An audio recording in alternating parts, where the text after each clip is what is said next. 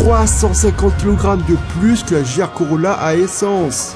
Un carburant qui a grandement changé la GR Corolla H2. L'avantage de l'hydrogène liquide est sa densité énergétique 2 fois plus élevée. Yo les explosifs, parce qu'on parle d'hydrogène, donc c'est explosif, tu comprends? Que tu sois une girl ou un gars. Alors voici une question pour vous, est-ce que vous vous souvenez de ça? De cette histoire de Corolla à hydrogène liquide? Si? Eh ben ça y est, c'est terminé. Enfin, les 24 heures de Fuji sont terminées. Pas la voiture, calmez-vous, me faites pas stresser les gens. Alors, est-ce une réussite? A-t-elle gagné les 24 heures de Fuji 2023? Est-ce que cette voiture est à yesh? Vous le saurez dans cette vidéo.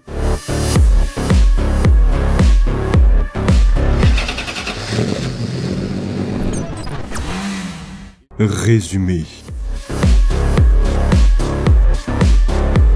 Un résumé simple mais efficace. Comme beaucoup ont rejoint la chaîne récemment, et d'ailleurs merci à vous, et que cette série avec Toyota et le moteur thermique à hydrogène a débuté il y a 2 ans, voici un petit résumé pour la Corolla H2, mais si vous voulez connaître le reste, et si vous êtes très curieux, et je sais que vous l'êtes mes cocos, allez voir ces 2-3 vidéos pour vous faire retourner le cerveau de plaisir et d'espoir. Donc on résume. Il y a 2 ans, Toyota change de stratégie et tient absolument à commercialiser des voitures à moteur thermique à hydrogène. Ils ont donc pris une sympathique Toyota Corolla et ils ont foutu le bellissima 3 cylindres en ligne de la GR Yaris. À l'époque, la GR Corolla n'est ni commercialisée ni présentée il me semble, et on le voit bien avec le pare-choc. Qu'ils ont converti et modifié à l'hydrogène gazeux compressé à 700 bars. Testé pendant 2 ans durant le Super Taikyu, une série d'épreuves d'endurance japonais composée de 5 à 8 courses, notamment lors de sa plus célèbre course, les 24 heures de Fuji. La première année, ce mélange a d'ailleurs tellement bien marché qu'on a eu en réalité un proto de ce qu'allait être la GR Corolla de série. Au fil des Super Taikyu Series, les résultats s'améliorent d'année en année, et après les 24 heures de Fuji de l'année dernière, Toyota annonce que sa Corolla fonctionnera en 2023 à l'hydrogène liquide. On l'a détaillé dans cette vidéo sortie il y a 3 à 4 mois, et aujourd'hui voici ce que ça donne.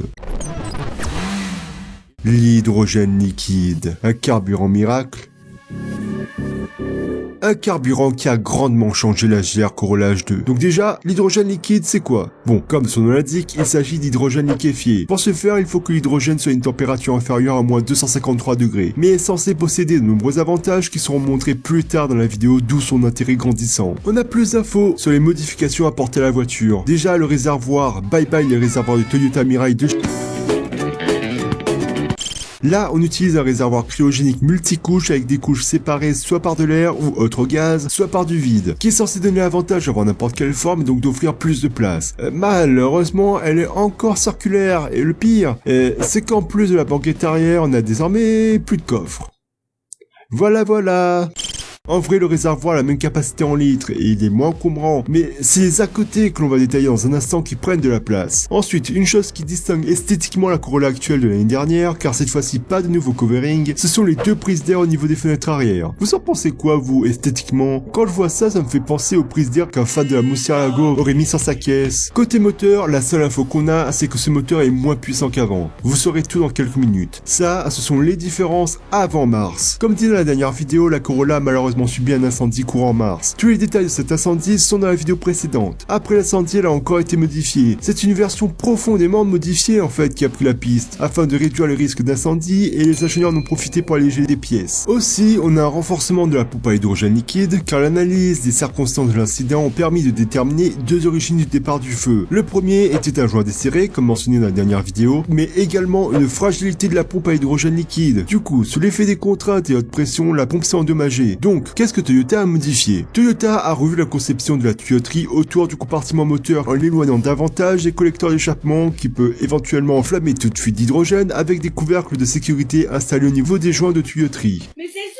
ça! Donc, à moins de vouloir finir en Ghost Rider et détruire tout espoir avec l'hydrogène, Toyota a bien fait. Toyota a également conçu un nouveau modèle de pompe plus solide de 30%. Côté allègement, la voiture perd un kangourou, soit 40 kg en passant de 1950 kg à 1910 kg. Oui, il y a eu un gros changement concernant le poids, on en reparle après. Les soupapes de sécurité ainsi que la tuyauterie et la batterie du moteur de pompe ont été optimisées et allégées suite aux résultats des analyses de données recueillies lors des tests et des courses précédentes. Et pour finir, adieu le remplissage des réservoirs de façon manuelle, sans doute basé sur le fait que Toyota a toujours en ligne de mire la commercialisation à venir de voitures avec moteur thermique à hydrogène, et d'être le précurseur d'une nouvelle catégorie d'hydrogène car. Les opérations de remplissage d'hydrogène ont été automatisées. Jusque-là, tout était manuel. Ouverture et fermeture de la vanne de remplissage, arrêt du remplissage lorsque le réservoir est plein, etc., etc. Désormais, tout est piloté électroniquement, garantissant une efficacité accrue, une perte par fuite réduite et une sécurité accrue. Résultat des 24 heures de Fuji. Vous n'êtes pas prêts. Vous n'êtes vraiment pas prêts. Bon, déjà, alimentée à l'hydrogène liquide, la sainte GR Corolla H2 concept de Toyota a bouclé les 24 heures de Fuji. Alors, ça paraît normal, dit comme ça, mais il s'agit littéralement de la première voiture à hydrogène liquide au monde à avoir roulé pendant 24 heures en course, et 24 heures tout court d'ailleurs. C'est aussi la première fois qu'une voiture alimentée par de l'hydrogène liquide est allée au bout d'une compétition automobile. Très clairement, elle a marqué l'histoire de l'automobile, notre saint sauveur. Alors ça donne quoi toute cette histoire?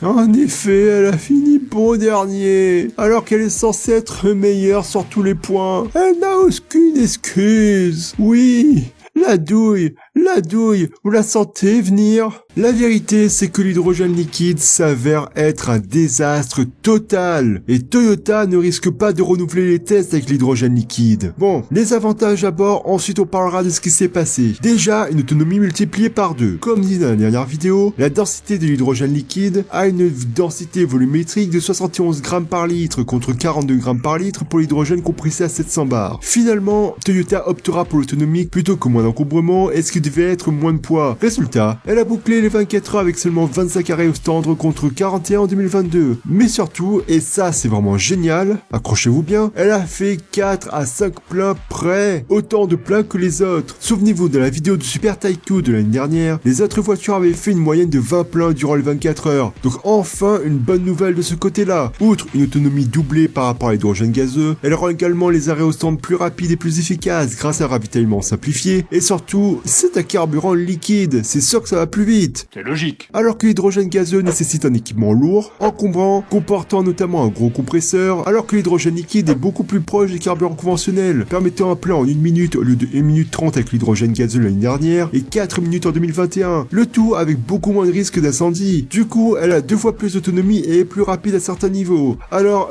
qu'est-ce qui a merdé? C'est là que l'on va parler sérieusement et pourquoi l'hydrogène liquide est un désastre. Déjà, le réservoir. Il faut savoir qu'ils ont installé ce réservoir. Il est lourd et au perché, donc le centre de gravité est plus haut. Ensuite, le poids. Normalement, elle aurait dû être plus légère, mais il s'avère qu'entre le réservoir, les pompes et la tuyauterie spécifique à l'hydrogène liquide et les isolants, cette voiture pèse 250 kg de plus qu'à l'hydrogène gazeux. 350 kg de plus que la GR Corolla à essence. Ah! 2 choses. Déjà, Toyota n'a rien communiqué là-dessus, et on n'a aucun article qui en parle. Il y a eu une réduction de puissance sur la voiture durant la course de 24 heures. Cela vient du poids. 250 kg en plus, c'est quelque chose, mais aussi car certains pensent que cela viendrait justement de son nouveau système d'alimentation de H2 liquide. Pourquoi? Déjà, il faut comprendre comment ça fonctionne. Il faut savoir que l'hydrogène étant liquide, il faut donc installer une pompe à carburant. Logique. Nique ta mère. À l'heure actuelle, il n'y a qu'une pompe qui peut acheminer l'hydrogène liquide vers le moteur, c'est une pompe à piston. En gros, c'est comme un compresseur d'air, mais il y a 3 différences. La première, la pompe est une très grosse pompe, donc elle prend un tiers du coffre, elle a carrément besoin d'une batterie à part, rien que pour elle. Deuxième problème, il faut que l'hydrogène reste liquide pendant cette phase, ce qui est contraignant, car le piston et la chemise se dilatent différemment. À l'inverse, un moteur de F1 qui est serré tant qu'il est froid, si cette pompe se réchauffe, il va y avoir des fuites et un échauffement de l'hydrogène, donc rendre le piston étanche est extrêmement compliqué, voire impossible. Troisième problème, il faut que la pompe fonctionne métal contre métal sans aucun lubrifiant, car l'hydrogène liquide est inutilisable s'il est contaminé par l'huile. Ce qui provoque une usure rapide de la pompe dont Toyota avait prévu 2 remplacements programmés durant ces 24 heures, ce qui a mis la voiture à l'arrêt à 2 reprises. Mais surtout, pendant 7 heures. La voiture a été à l'arrêt pendant 7 heures, soit pratiquement un tiers de la course. Ensuite, malheureusement, on est obligé de rendre l'hydrogène gazeux pour éviter que les conduites n'explosent en cas de changement brutal d'état. Il passe donc par un vaporisateur qui, pour résumer, est une bonbonne avec dedans une spirale entourée d'air chaud ou d'eau chaude qui réchauffe l'hydrogène. Et encore après, cet hydrogène passe par une chambre de pression qui sert juste de chambre qui maintient une pression constante du circuit de carburant. Donc littéralement, c'est exactement comme si on avait gardé le système d'hydrogène à gaz et qu'on aurait serait encombré avec un gros réservoir et tous les trucs cités juste avant. Tu m'étonnes que ça pèse lourd. Et tout ce circuit, c'est la raison de cette perte de performance qui est principalement due à une faible pression d'injection. Pour une raison simple en fait, parce que justement l'hydrogène liquide, donc les 700 bars de pression de l'ancienne installation ont disparu. Et donc on a moins de pression à l'injecteur et au moment de l'injection. Alors certains pourraient me parler des bénéfices d'un carburant ou d'un gaz froid. En effet, comme dit dans la dernière vidéo, le fait que le carburant soit plus froid, cela permettait plus de puissance, un plus gros taux de compression et donc plus de pression dans la chambre, etc. etc. Bon, déjà avec le vaporisateur, le carburant n'est pas aussi froid qu'il aurait dû l'être et le constat c'est que les performances gagnées par rapport à la température du carburant, on l'a perdu dû à la faible pression d'injection. C'est pour ça que la Corolla donnait l'impression d'une baisse de performance durant ces 24 heures de Fuji, car le moteur est moins puissant tout simplement. Donc, pour résumer, la Corolla fait le même poids que si elle avait été électrique, avec un centre de gravité à Yesh, une efficacité et une fiabilité catastrophiques, le tout avec un moteur qui a été bridé par son système d'injection. C'est tout simplement nul.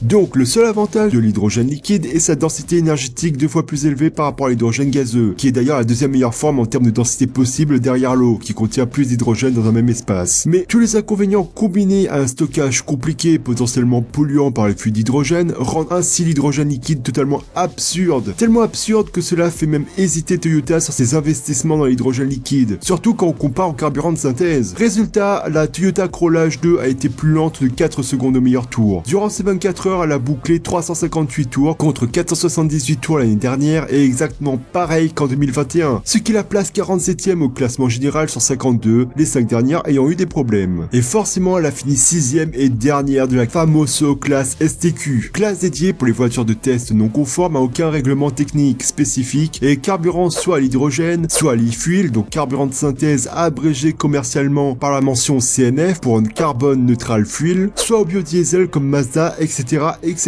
La meilleure voiture, toutes catégories confondues, est la MG GT Rookie. Oui, c'est la MG GT de la même team que les Toyota justement. La meilleure des voitures de la classe STQ est la Nissan Z Racing Concept, à moteur carburant au CNF justement. Vous savez, celle qui m'a rendu fou lors du montage du Super TAQ 2022. Et la 400Z de Nissan.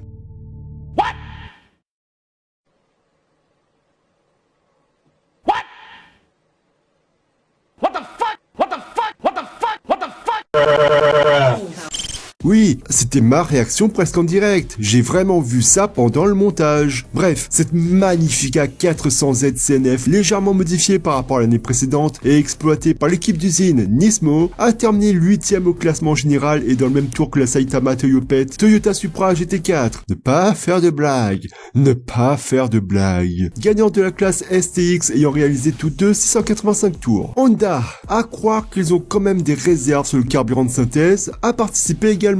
La Civic Type R d'Honda, propulsée par du CNF, donc de l'e-fuel ou un dérivé, et engagée par l'équipe HCR, a terminé 5e des 6 courses STQ et 44e au classement général avec 520 tours. Ce qui est plus que respectable pour une marque qui a foncé tête baissée vers l'électrique, mais termine quand même derrière les machines de l'alliance Sales Engine, donc derrière les GR86 et BRZ CNF de Toyota et Subaru, ainsi que Mazda qui a troqué la fameuse Mazda 2 No Pro biodiesel par une MX-5 CNF et une Mazda 3 Skyactiv D biodiesel. Si des gens qui travaillent chez Honda regardent cette vidéo, Honda, vous travaillez sur les carburants neutres. Rejoignez l'alliance de Toyota et Mazda, ne faites pas votre truc tout seul de votre côté. Ce n'est pas comme si le département moto était déjà dedans. À mon avis, ils vous tendent la main. Rejoignez-les, Honda, soyez logique, please. Merci à vous d'avoir suivi tout ça. Pensez à me soutenir sur Tipeee. Sur ce, bonne journée ou soirée, gardez le sourire car c'est ce qu'il y a de plus important dans la vie. Sauvons les 100% méca et gloire à l'automobile thermique.